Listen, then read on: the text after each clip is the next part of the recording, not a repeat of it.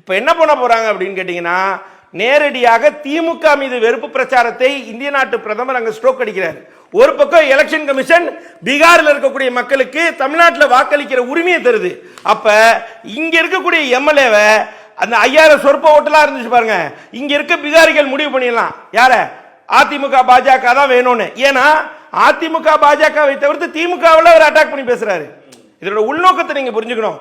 திமுகவை வெறுப்பு பிரச்சாரம் செய்வதற்கான காரணம், திமுகவை பீகார் மக்களுக்கு முன்பாக ஒரு எதிர்ப்பு மனநிலையில் வைப்பதற்கான காரணம், தமிழ்நாட்டில் பீகாரிகளை கொண்டு வந்து வாக்காளர்களாக மாற்றி பாஜகவுக்கு ஆதரவான வாக்குகளை பெறுவதன் நோக்கம்தான் இந்திய நாட்டு பிரதமர் பீகார்ல திமுக குறித்து எதிர்ப்பு பிரச்சாரம் செய்தது, வேற ஒண்ணும் இல்ல.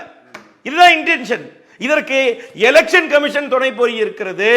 பகிரங்கமாக சொல்கிறோம், வரக்கூடிய ஆட்சி காலத்தில் நம்ம யாருக்கு எம்எல்ஏவா தேர்ந்தெடுக்கணும்னு நினைக்கிறோமோ தமிழக மக்கள் தேர்ந்தெடுக்கக்கூடிய எம்எல்ஏக்கள் இருக்காமல் பீகாரிகள் தேர்ந்தெடுக்கக்கூடியவர்கள் எம்எல்ஏக்கள் ஆகக்கூடிய அச்சுறுத்தல் இங்க தமிழ்நாட்டில் வந்திருக்கிறது. இதை தான் நாளைக்கு அனைத்து கட்சி கூட்டம் கூட்டி திராவிட முன்னேற்ற கழகம் சார்பாக, காங்கிரஸ் கட்சி கூட்டணி சார்பாக நாங்கள் மக்கள் இடத்துல தெளிவாக சொல்ல இருக்கிறோம். வரக்கூடிய காலகட்டங்களில் பீகார் மக்கள் யாரை எம்எல்ஏக்களாக தமிழ்நாட்டில் வேண்டும் என்று நினைக்கிறார்களோ அவர்கள் தான் இனி தமிழ்நாட்டில் எம்எல்ஏ ஆகக்கூடிய சிச்சுவேஷனை, ஒரு அது மாதிரி ஒரு நிலையை பாஜகவும் எலெக்ஷன் கமிஷனும் ஏற்படுத்தி இருக்கிறது. இதற்கு வழிவகையும் செய்யும் வகையில் 13வது அதிகாரமாக 13வது ரூல்ல பீகாரோட எஸ்ஐஆர் கொடுத்தாலே போதுமா இங்க ஓட்டர் ஐடி கார்டு கொடுக்கிறது என்று மிகப்பெரிய ஒரு திட்டத்தை தீட்டிவிட்டு சட்டத்தை ஏற்றி இருக்கிறது பாஜக மற்றும் எலெக்ஷன் கமிஷன். ரெண்டு பேரும் கைகோர்த்து என்ன பண்ணிருக்காங்க, பீகாரில் இருக்கக்கூடிய மக்கள் இங்க வந்து தொழில் பெயர்ந்து தொழிலாளர்களாக இருக்கிறாங்க, புலம்பெயர்ந்த தொழிலாளர்களாக இருக்கிறாங்க.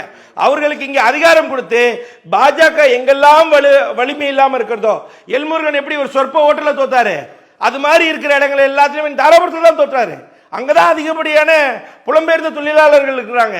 அப்ப வரக்கூடிய காலங்களில் தமிழ்நாடு மக்கள் தேர்ந்தெடுக்கக்கூடிய எம்எல்ஏக்கள் பீகார் மக்களால் தேர்ந்தெடுக்கப்படுவார்கள். மிகப்பெரிய அச்சுறுத்தலான சட்டத்தை ஏற்றிருக்கிறது பாஜகவும் எலெக்ஷன் கமிஷனும்.